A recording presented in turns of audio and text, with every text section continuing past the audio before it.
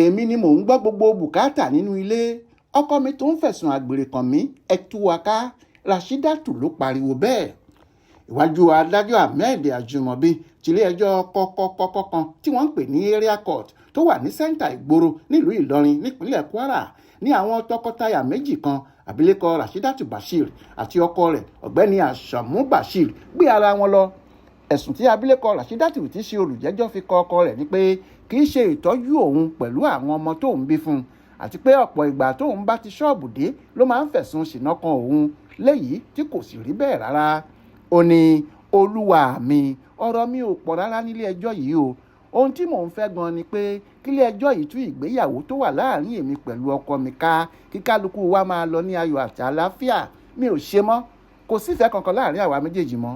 Mi ò lè rántí ìgbà tí ọkọ mi ti ṣojúṣe rẹ̀ nínú ilé lórí àwọn ọmọ rẹ̀ tàbí lórí èmi pàápàá tí mo jẹ́ ìyàwó ẹ̀. Mò ń fẹ́ kí wọ́n tú wa ká lójú ẹsẹ̀ ni, nítorí pé ọ̀rọ̀ òun ti fẹ́ yà mí ní wèrè. Mo ti rò ó títí mi ò rí rò mọ́. Èmi yìí nìkan ni mò ń dágbọ́ gbogbo bùkátà inú ilé pátápátá. Báwọn ọmọ wa bá nílò nǹkan, èmi ni mò ń ṣe é fún wọn. Ọkọ mi kò rí ọwọ́ kankan yọ rárá. Mo máa ń kiri ọjà káàkiri ni kí ebi má bàa pa àwọn ọmọ tí mo bí fún un.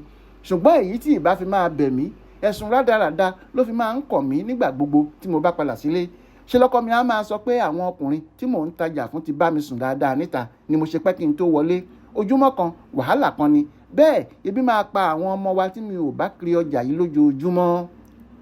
Nígbà tó ń dáhùn sí ẹ̀sùn tí ìyàwó rẹ̀ fi kàn, ọ̀gbẹ́ni Bashir ní kò sóòótọ́ kankan nínú ẹ̀sùn tí ìyàwó òun fi kàn òun yìí, ṣùgbọ́n kí wọ́n sábà òun bẹ̀ẹ́ pé kó fọwọ́ rọ́nú lórí ohun tó ń bí nínú sóun. Ẹ bá mi bẹ̀ẹ́ kó má bínú sí mi, mo sì nífẹ̀ẹ́ ìyàwó mi gidi. Mo sì fi ń dá a lójú pé láìpẹ́ gbogbo nǹkan ń bọ̀ wá padà dáa fún wa nínú ilé. Kẹ́sì máa wò ó, nǹkan bẹ̀rẹ̀ sí dàrú láàrin èmi pẹ̀lú ìyàwó mi lẹ́yìn tí iṣẹ́ tí mò ń ṣe bọ́ lọ́wọ́ mi ni o.